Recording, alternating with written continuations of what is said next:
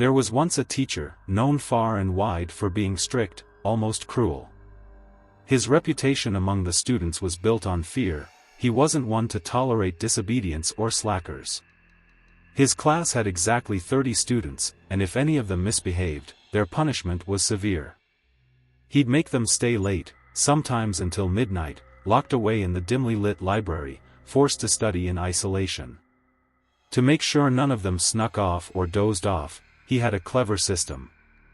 He gave every student his cell phone number and demanded they call him at set times throughout the night to report their student number. For a while, everything ran smoothly. The students called in, gave their number, and stayed in line. But then, one night, something strange happened. At the usual time, his phone rang. He answered as he always did, expecting to hear one of his 30 students.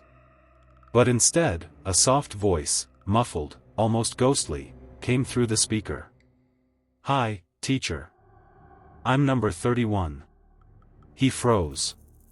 Number 31, his class only had 30 students. Before he could ask who was speaking, the call abruptly ended. Confused, he brushed it off, thinking it was a prank. One of his students must have been trying to mess with him.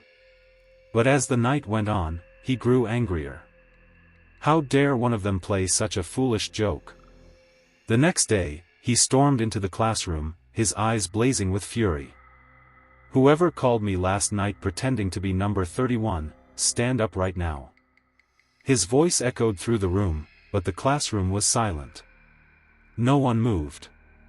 No one confessed. The teacher's anger boiled over.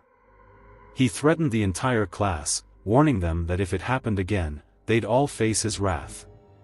But that night, as the clock struck the same hour, his phone rang again. "Hi, teacher. I'm number 31. It was the same voice, the same eerie tone. He quickly tried to respond, but before he could ask anything, the call was cut off again. Now he was furious, and scared. The next day, he followed through on his threats, punishing his students, one by one, demanding the prankster confess. But once again, no one owned up. It didn't make sense. Who was calling him?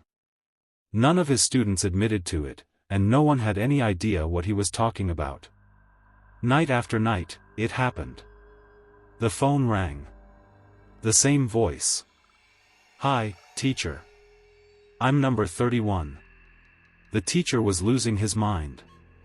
He couldn't figure it out. Then, one night, before the girl could hang up, he managed to shout, "Who are you, asterisk?"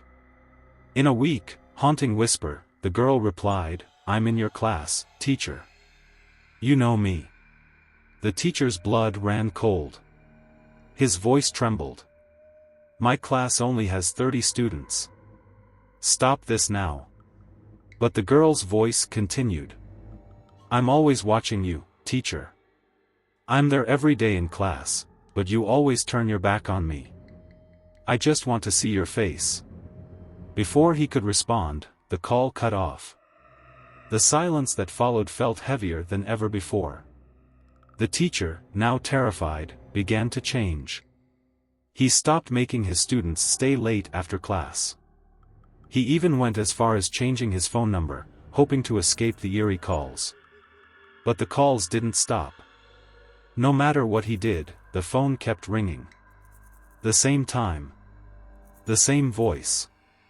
Eventually, the strain became too much for him to bear.